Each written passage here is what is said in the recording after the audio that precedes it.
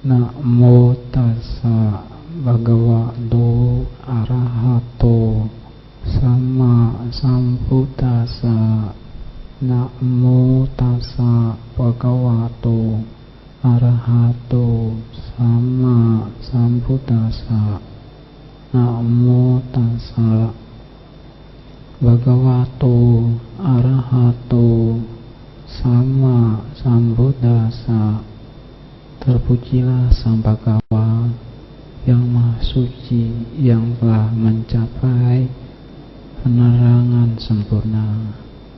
Sebagian orang tahu bahwa ia bertemu pada saat pagi hari, dan kemudian ia berada tahu pada saat di sore hari, dan pada saat sore hari ia bertemu. Kemudian pada saat pagi hari ia tidak bertemu kembali.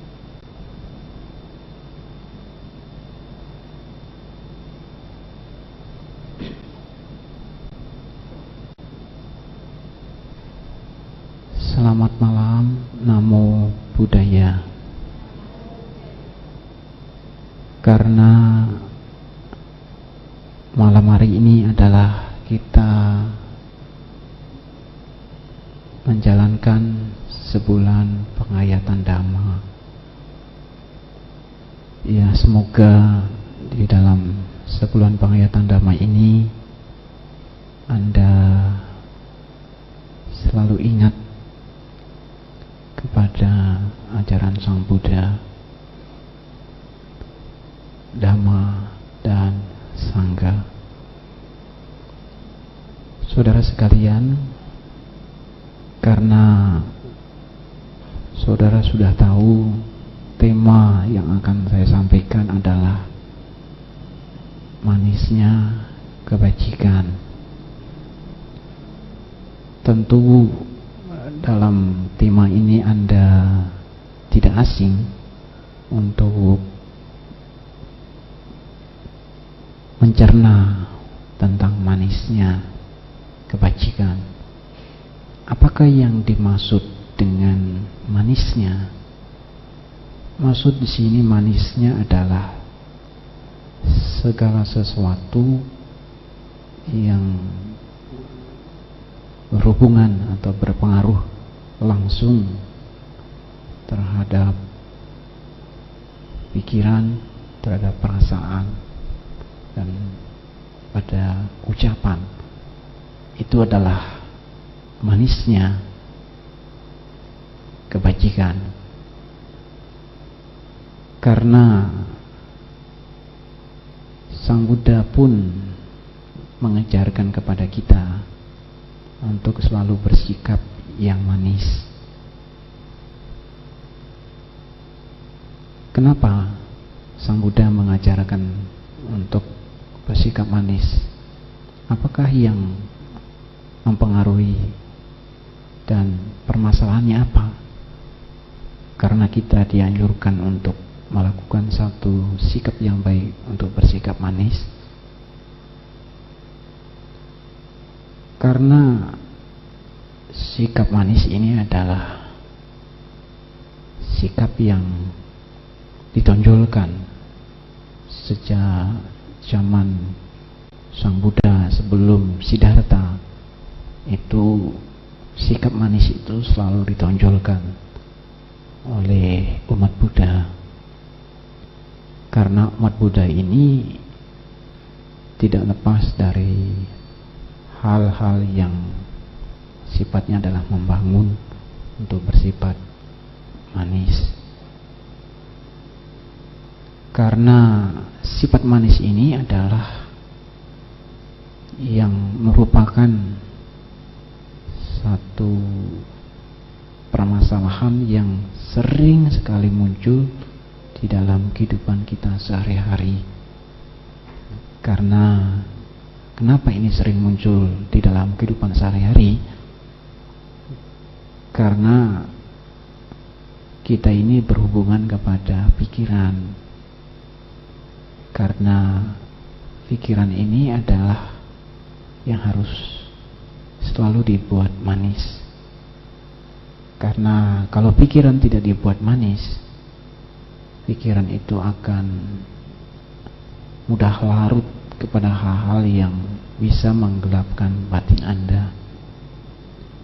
Dan Sang Buddha pun selalu mengajarkan apapun itu selalu harus bersikap manis. Baik pada saat berjalan, pada saat duduk, pada saat berbaring, itu Sang Buddha selalu mengajarkan yang bersifat manis. Dan siswa-siswanya pun diajarkan untuk selalu bersikap manis. Tidak ada yang diajarkan untuk yang tidak bersikap manis. Apalagi itu para dewa atau Brahma atau alam-alam yang tidak nampak, Sang Buddha selalu mengajarkan yang bersifat manis. Karena kenapa ini sering muncul di dalam kehidupan zaman Sang Buddha? Karena Sang Buddha itu adalah guru para dewa dan manusia. Jadinya guru para dewa ini adalah yang merupakan salah satu suri tauladan untuk melakukan sikap yang baik. Sikap yang baik ini sering terjadi di dalam kehidupan sekarang dan juga kehidupan sebelum Sang Buddha. Lalu saya bertanya kepada saudara, apakah juga saudara ini adalah sebagai siswa Sang Buddha yang tadi meminta atas sila? Tentunya saudara mungkin di dalam benak hati kecilnya suka nggak kalau Anda itu bersikap yang manis? Suka tidak? Suka ya. Kalau Anda suka hidup yang manis, karena hidup manis ini disimbolkan itu seperti bunga teratai, ya. Karena bunga teratai ini biasanya hidupnya di tempat-tempat yang ada di rawa-rawa. Bunga teratai ini selalu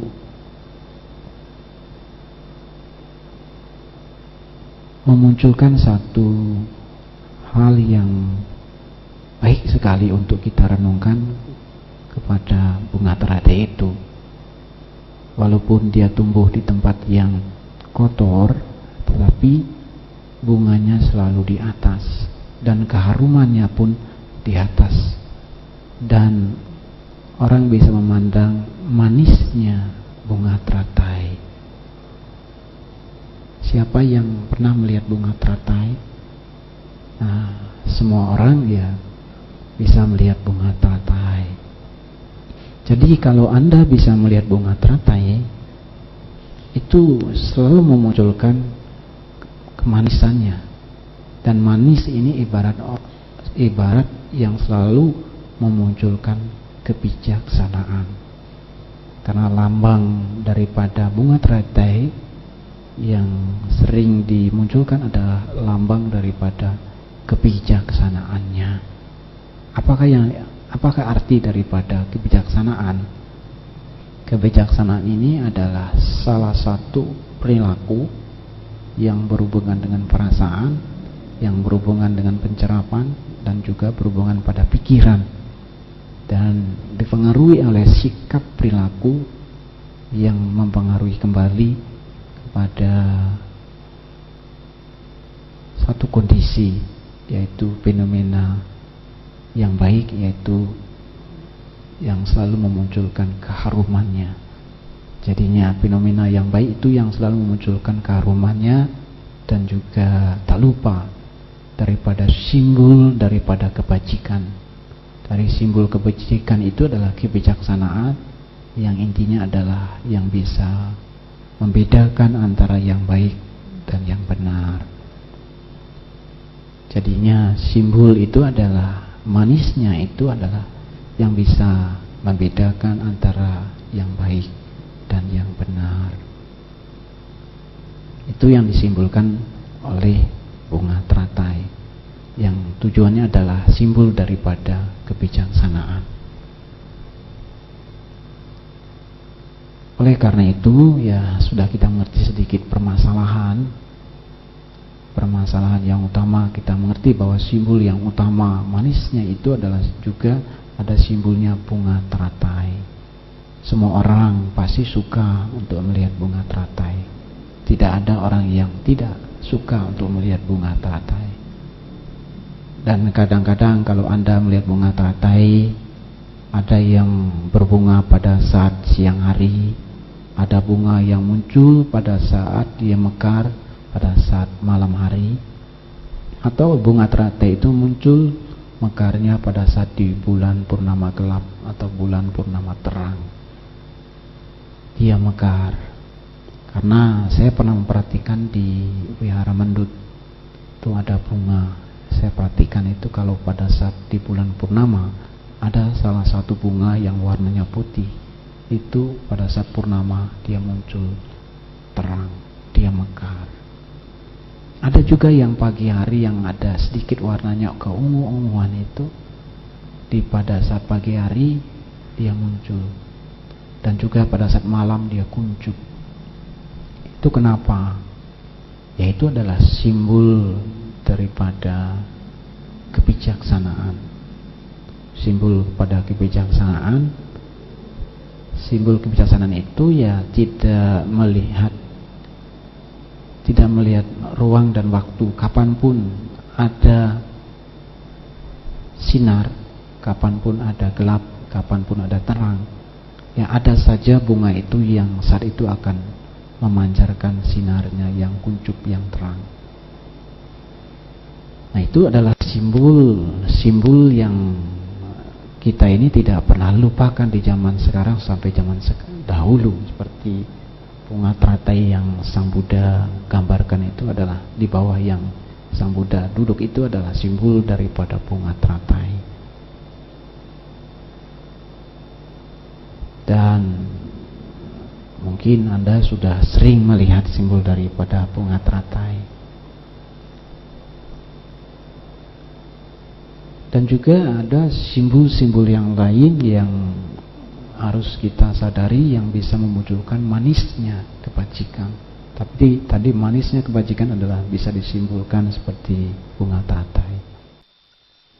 Manisnya kebajikan itu bisa disimbolkan kepada sangga, ya, bisa disimbolkan kepada sangga.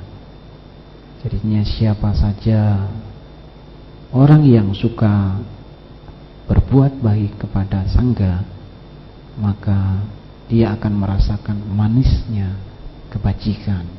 Kenapa? Kenapa dia biasa dikatakan manisnya kebajikan? Karena di sanalah kita akan tahu bahwa pada saat kita melakukan satu yang terbaik kepada sangga, itu berkahnya adalah sangat luar biasa. Jadinya kalau Anda berbuat baik pada sangga saat ini, Anda pasti akan memperoleh manfaatnya pada saat kehidupan yang akan datang, atau untuk kehidupan selama-lamanya, karena Anda berbuat baik kepada sangga dengan satu tujuan adalah untuk kesejahteraan dan kebahagiaan Anda untuk selama-lamanya. Ya, itu kalau Anda berdana kepada sangga. Saya lihat kalau Anda berdana setiap pagi, ya, tadi pagi Anda berdana, Ya, walaupun bikunya hanya satu, Anda sudah mewakili daripada sangga. Saya lihat Anda pada saat menyerahkan, hatinya senang, pikiran senang, perasaan senang. Dan Anda menyerahkan secara perlahan-lahan, dan situ Anda akan tahu manisnya kebajikan. Karena pada saat Anda tahu bahwa hari ini Anda berbuat baji kepada sangga, maka merupakan suatu sejarah bagi Anda. Anda bisa melakukan sesuatu yang terbaik untuk diri Anda. Karena Anda berbuat baik itu tujuannya untuk siapa? Ya, untuk Anda sendiri. Dan demikian pula sangga. Sangga ini hanya sebagai simbol daripada kebajikan. Jadinya Anda bisa melakukan kebajikan kepada sangga. Ya. Sakit apa? Lagi sakit apa?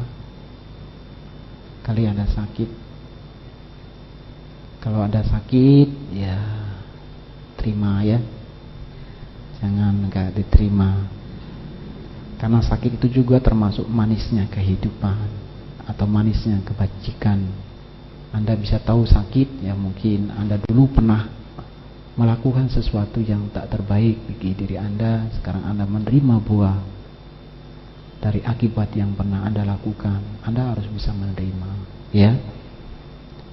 Jadinya manisnya kebajikan itu juga bisa disimbolkan berbagai macam simbol yang kadang-kadang kita harus bisa melihat dengan senang, ya.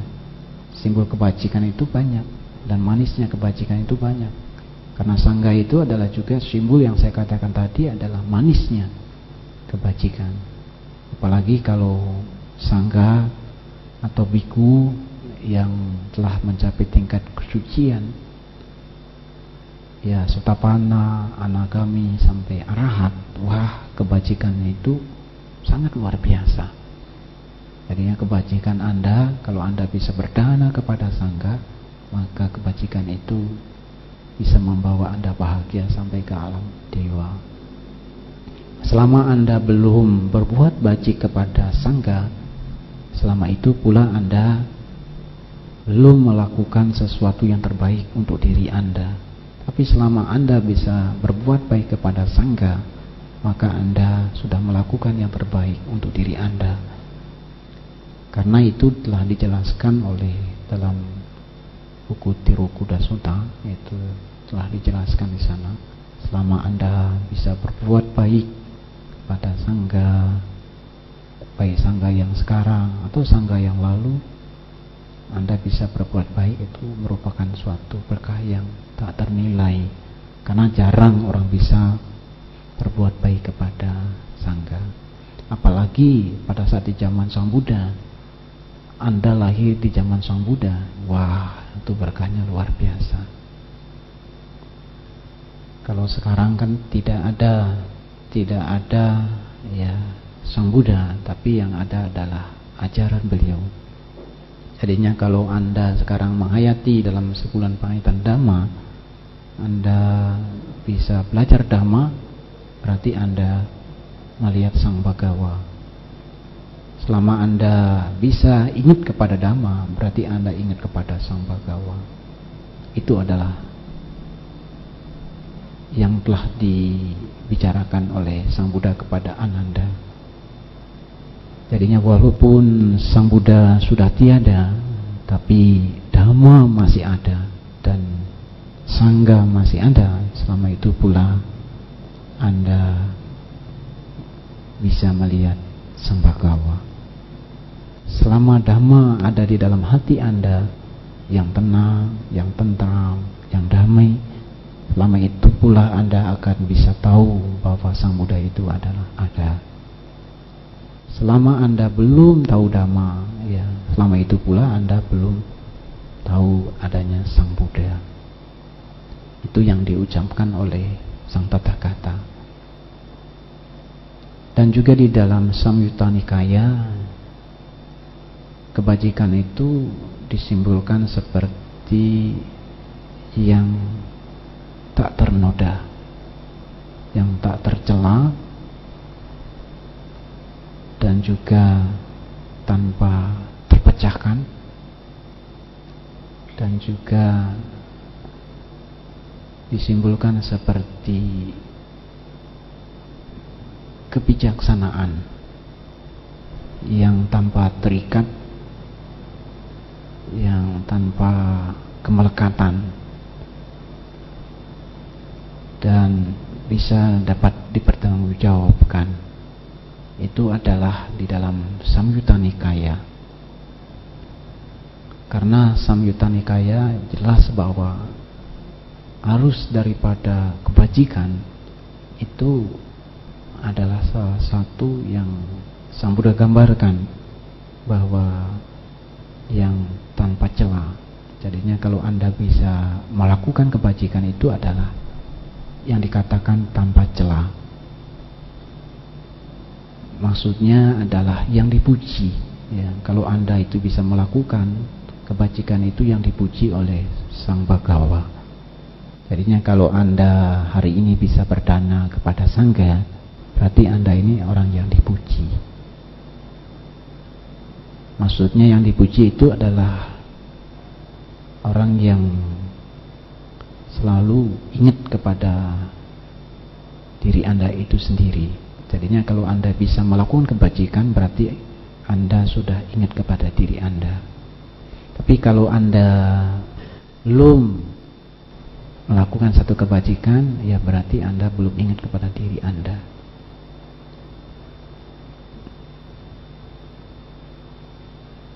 Dan dikatakan pula, yang dikatakan tak tercela itu seperti kalau Anda jatuh cinta. Kalau Anda jatuh cinta, tercela atau tidak tercela? Kalau Anda mencintai, ya, kalau Anda mencintai kepada pasangan sang kekasih yang saling jatuh cinta, itu tercela atau tidak tercela? Biasanya kalau orang jatuh cinta, itu simbol yang utama adalah simbol daripada manisnya kebajikan. Jadinya kalau Anda jatuh cinta kepada pasangan, untuk memunculkan manisnya, ya manisnya itu ya bagaimana supaya kita ini tidak tercela. Memang untuk memunculkan manisnya itu ya harus ada simbol kebajikan itu sendiri. Karena kalau tidak ada simbol daripada kebajikan, ya kalau kita untuk mencintai yang dicintai, ya tidak akan lama. Karena simbol daripada kasih yang utama itu adalah dia tidak jauh daripada kebajikan. Saya bertanya juga kepada Anda supaya Anda tidak tercela, ya, karena Anda yang tahu, yang pernah melakukan perasaan jatuh cinta. Karena yang dikatakan jatuh cinta gitu, perjuta indahnya. Nah itu. Jadinya kalau orang jatuh cinta supaya tidak tercela, berjuta-juta indah, ya. Rasanya luar biasa. Kalau yang pernah jatuh cinta. Tapi di sini semua ya pernah jatuh cinta, pernah ya merasakan. Yang laki-laki pernah ya merasakan jatuh cinta. Jadinya kalau sudah tahu pernah rasa jatuh cinta itu, rasanya itu ibarat kita ini apa ya yang dikatakan kotoran terasa coklat, ya. Ya, kotoran terasa coklat. Tahu kotoran terasa coklat? Itu kalau jatuh cinta, karena menganggap dia kotoran itu tidak tercela bagi dia. Karena rasanya hanya coklat. Dia tidak merasa tercela, merasa bahagia, merasa happy. Yaitu dia merasa tak tercela. Sama seperti orang melakukan kebajikan, ya. Melakukan kebajikan itu dia merasa tak tercela. Dia merasa happy, merasa hebring, ya, karena ada salah satu yang mendukung, yaitu manisnya, ya. Karena ada yang mendukung, ada yang memotivasi, ada yang mendorong, sehingga munculnya manisnya.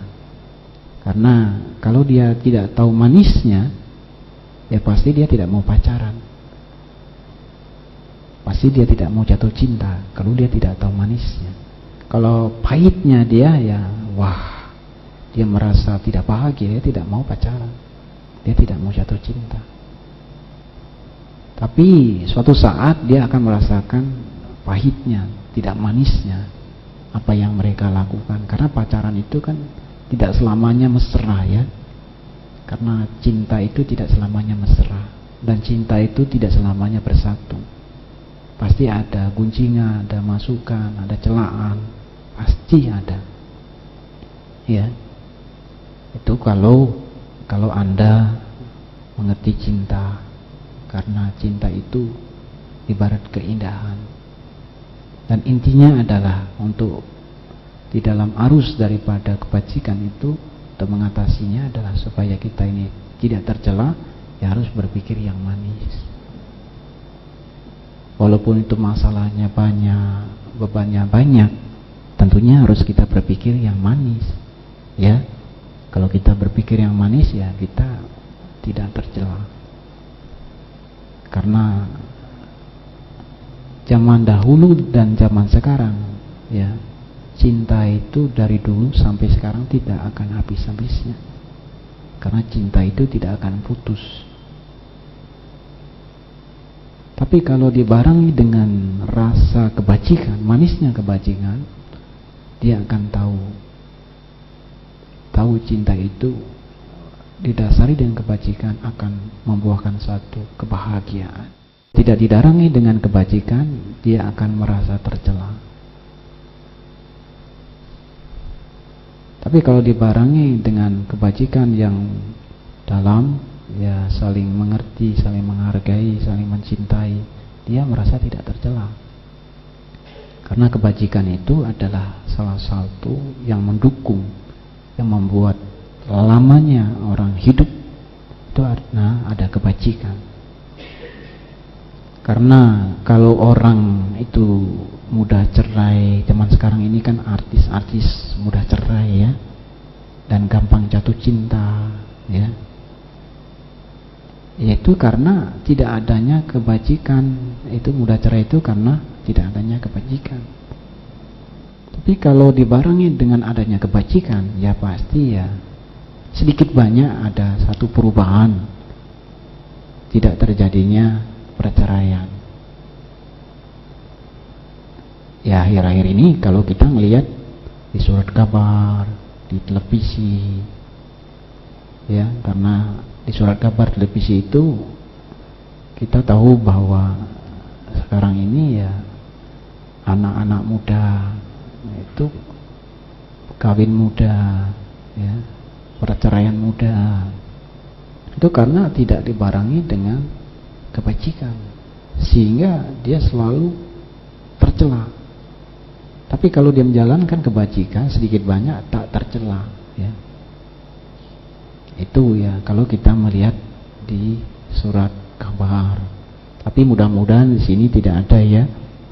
Sini happy-happy, baik-baik, tenang-tenang, ya, senyum, ya. Itu merupakan suatu kebahagiaan. Kalau orang senyum itu ibarat manis, ya. Karena tidak dibayar, tidak dijual. Orang senyum itu pokoknya paling happy, paling manis, ya. Tidak ada yang bisa melebihi orang bisa tersenyum. Berbahagialah kalau orang yang bisa tersenyum di antara orang yang tersenyum, ya. Berbahagia. Jadinya kalau kita ini tanpa celah, kalau kita ini bebas dari perasaan-perasaan, rasa curiga, sehingga di situ juga memunculkan satu kebajikan. Itu adalah merupakan satu kepuasan. Nah, itu dulu yang dikatakan oleh Sang Buddha, arus daripada kebajikan itu adalah yang pertama itu tak tercela kalau orang melakukan kebajikan, dan juga tak ternoda, ya. Jadinya kalau orang melakukan kebajikan itu tak ternoda dari alam dewa, alam Brahma, atau alam manusia, siapa saja yang melakukan kebajikan itu tak akan ternoda. Jadinya lawan tak ternoda ya karena mereka di dalam dirinya itu ada dhamma. Jadinya siapa saja yang jalankan dhamma itu tak ternoda. Apalagi bisa mengerti dhamma. Yang saya katakan kemarin, pola pikirnya itu ya sedikit banyak ada kebijaksanaan. Jadinya tak ternoda. Jadi permasalahan yang utama ini sekarang malah banyak, permasalahan yang sering muncul itu banyak yang ternoda. Kalau pasangan saya katakan tadi muda-mudi jatuh cinta itu banyak ternoda. Kawin tidak diakui, punya anak tidak diakui, ini anak siapa, apalah anaknya dia, sehingga merasa ternoda. Terjadinya pemerkosaan, terjadinya berbagai macam permasalahan, yaitu terjadinya ternoda ya karena dulu pernah melakukan penodaan. Apakah karena kurang kebajikan ataukah kurang melakukan sesuatu yang terbaik sehingga mereka terkena penodaan. Tapi kalau orang yang Sang Buddha katakan selalu melakukan kebajikan, dia tertuju kepada arus kebajikan, dia terkonsentrasi kepada kebajikan, dia tidak akan ternoda. Karena ada kebajikan di situ. Tak ternoda itu ibarat disimbolkan seperti apa ya? Ya saya ambil sedikit gambaran mengenai ikan ya. Ikan ini ibarat pasangan hidup ya, pasangan hidup. Kalau Anda berkeluarga atau berpacaran, saya ambil simbol daripada ikan. Pernah nggak Anda melihat ikan? Pernah Anda memasak ikan atau menggoreng ikan yang sudah meninggal, yang sudah bangkai ya, bukan yang hidup. Itu berarti nanti Anda pembunuhan yang sudah bangkai, dan Anda mempunyai pasangan yang senang, bahagia gitu. Anda punya pasangan yang senang, yang bahagia. Anda ingin membahagiakan suami atau Anda ingin membahagiakan istri. Nah, di situ Anda ingat manisnya kebajikan dengan cara apa? Supaya Anda merasa disenangi oleh suami, merasa disenangi oleh istri. Nah, di situ ada satu simbol gambaran ya, simbol gambaran yang baik bagi Anda untuk ya, saya bertanya kepada Anda, kalau Anda mempunyai suami atau punya istri, apakah yang Anda berikan, apakah yang saya berikan atau saya berikan kepada sang suami, apakah kepalanya, apakah dagingnya atau buntutnya ataukah tulangnya? Apa yang Anda berikan? Saya bertanya kepada yang wanita,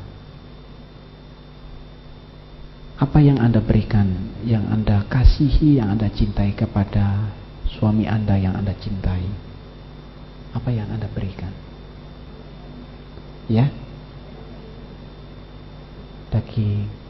Lagi, apa yang diberikan? Apa yang diberikan kepada kekasih Anda? Apakah buntutnya, apakah tulangnya, apakah kepalanya? Kalau laki-laki, tadi ini daging, karena wanita senangnya daging. Apa yang diberikan? Apa? Kalau laki-laki, misalnya pilihlah salah satu wanita, dan mungkin wanita ini istri Anda, yang cantik, yang manis, senyumnya menawan, enak dipandang, gak sedap dipandang. Pada saat itu Anda mencintai benar. Apa yang Anda berikan kepada pasangan Anda? Apa yang Anda berikan? Ya, daging. Semuanya daging? Enggak kepalanya? Ya, dagingnya. Ya, ada salah satu keluarga Ini saya berikan contoh. Memang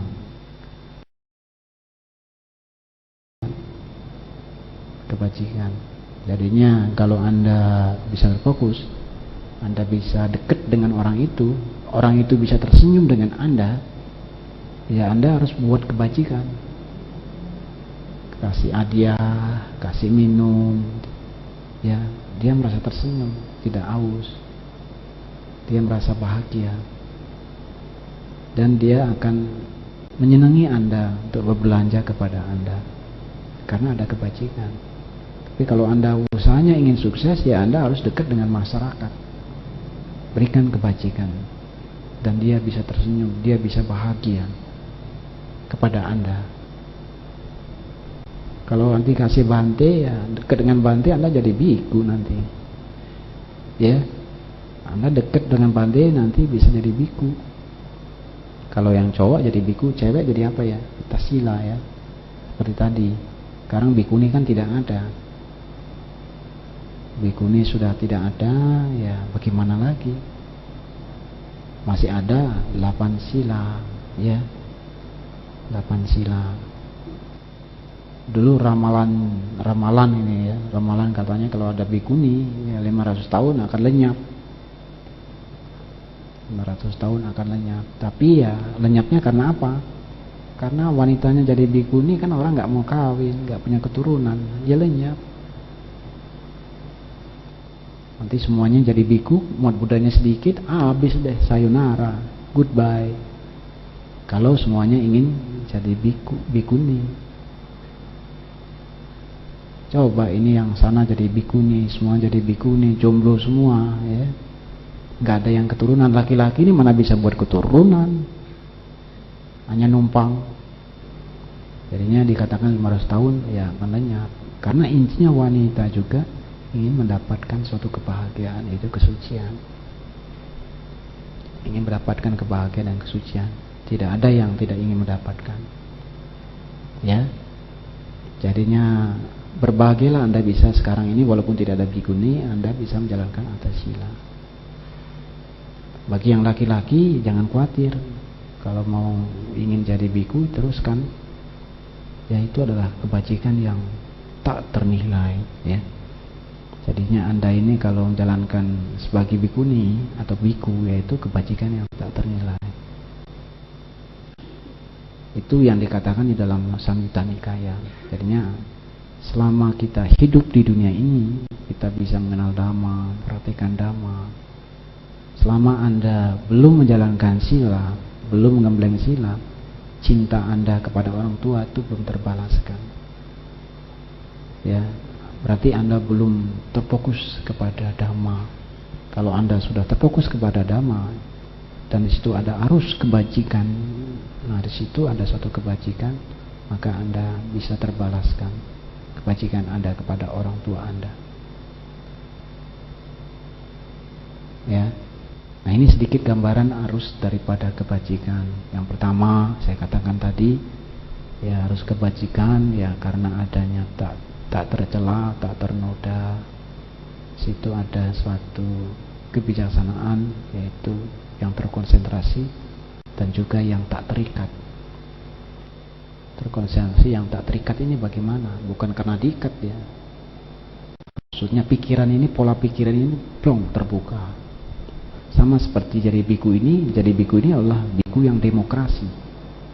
Demokrasi yang tak terikat oleh berbagai macam. Jadi biku ini bebas. Dia tidak punya istri, tidak punya apa. Ya sebenarnya intinya biku itu bebas. Jadinya untuk membabarkan kebajikan, itu situ muncul suatu manisnya kebajikan. Jadinya kalau orang mengerti Dhamma, bisa membabarkan Dhamma, dia akan tahu manisnya kebajikan. Apalagi dia terkonsentrasi menjalankan tadi katakan meditasi dan vipassana. Dengan vipassana ya dia akan mengerti ketidakterikatan, itu akan tahu karena melatih meditasi. Karena inti manusia itu semuanya arahnya adalah ingin terbebas dari keterikatan. Tidak ada orang lain yang tidak akan terbebas dari keterikatan. Nah, semua itu harus didukung dari kebajikan. Tidak ada yang didukung oleh kebajikan. Prosesnya semua itu didukung oleh kebajikan. Ya, karena kebajikan ini adalah yang